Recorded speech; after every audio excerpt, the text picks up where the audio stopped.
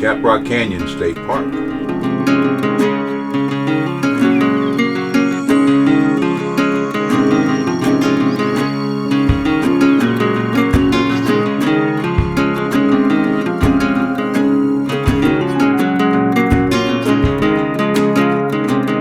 Hi, this is Jim from RV4x40.com. Welcome to the channel today. We're glad you could join us. We try on this channel to give you some information about full-time RV living, things that we do, places we've seen, and perhaps some tips and ways you can improve your RV experience. We encourage you to subscribe to the channel if you haven't already done so. Click on the subscribe button down below, and then click on the bell icon. We'll notify you when we post a new video. We are on our way back to Texas for kind of our winter stomping grounds where we try to spend most of the cold months. And today we're stopping off at Caprock Canyon State Park. It's about halfway between Amarillo and Lubbock. We have covered a visit to Palo Duro Canyon in an earlier video, and this one is south of that, and it shares some similarities because it does have a canyon here. The Caprock is a type of rock which is a harder rock, tends to be on top of softer rock, and as the rock below erodes, it kind of has this cap-looking effect on some of the hills and the mesas that you're going to see in the video. The unique thing about this park is it is the home of the Texas State Buffalo Herd. As far as I know, Texas is the only state that has their own buffalo herd. But this particular herd is one of the remnants of the southern plains bison, or buffalo as they were commonly called. In some places tell you there are only one version of plains bison, other places will tell you there are two, the northern and the southern. And so that's kind of a thing the biologists haven't totally agreed on. But this herd was started back in the late 1800s.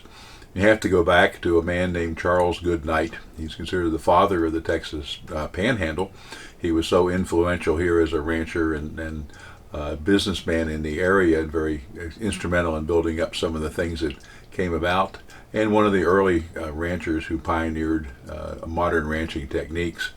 He was born in 1836 in Illinois, came to the Texas Panhandle with his mother and stepfather in 1846 or so, spent the rest of his life here, although he did die in Arizona at a winter home down there.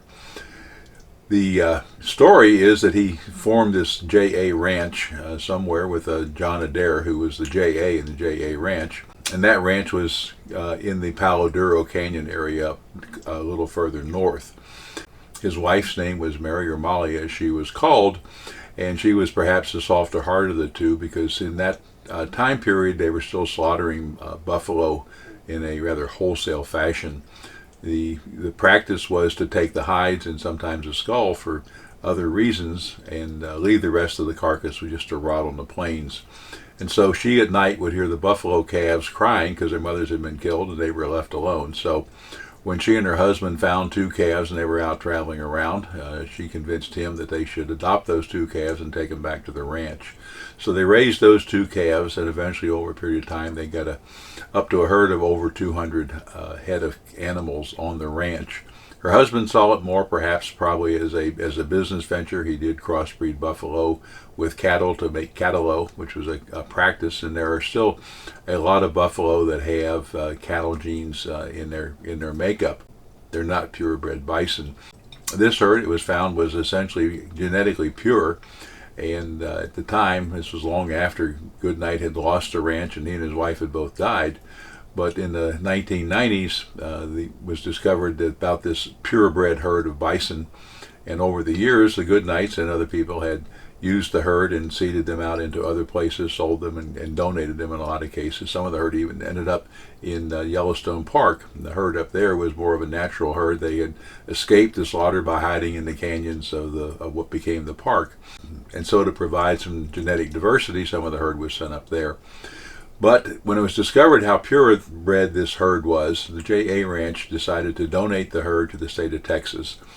And so that happened in 1996, I believe, and then in 1997, if I have the dates right, the herd was actually moved to Caprock Canyon State Park. It's similar to Palo Duro, and it says a river and erosion-caused canyon. But today, the buffalo, or bison as they're properly called, are free to roam through the park. There's, I think, 15,000 acres or so that they have for grazing territory. And while we have seen buffalo in Yellowstone, certainly, and in other places as well, just driving, this is the first time we've been camped somewhere in a campsite and had buffalo actually walk through the campsite. And so the pictures you're going to see are all within walking distance. We were in Site 31 in a particular loop that we were in, and this was all right around that site, and that was a couple of different days they came through there. When we were leaving the park, we thought that we had seen some statues, if you will, or carvings or cutouts, whatever, but metal cutouts that are around that are the silhouette of the bison, and they're rusted iron kind of color, and so they look like buffalo. As we were driving out, we noticed that and thought there weren't that many of those signs around when we came in, and we realized the herd was basically congregating around the entrance to the camp, the main office building there as you come into the camp, and there were 20 or 30 of them there just grazing, and as we drove out. So it's a magnificent sight to see. I encourage you to practice buffalo safety. They are the largest land animal in North America. They can run at 35 to 40 miles an hour, so they can easily outrun a human being.